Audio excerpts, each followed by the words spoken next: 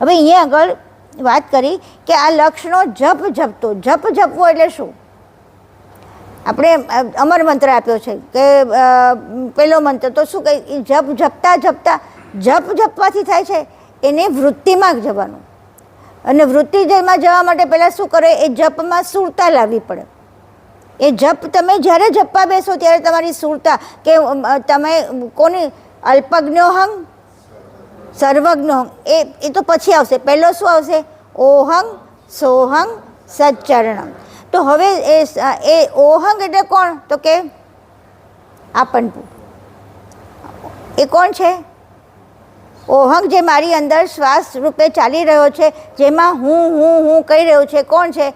અલ્પજ્ઞ અંશનો શ્વાસ છે.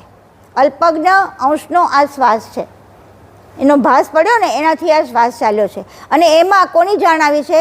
અલ્પજ્ઞ જાણ આવેલી છે. હંગ એટલે જાણ, એટલે ઓહંગ કહો એટલે જાણ સાથે છે. તમારો શ્વાસ જાણ સાથે છે. શું જાણ છે? હું કેવલ કર્તાના ચરણોમાં જવાનો છું, હું પરમ ગુરુના સાથે એકમેક થવા જાઉં છું. એટલે ઓહમ સોહમ નથી કીધું, ઓહંગમાં જાણ છે. કઈ જાણ છે?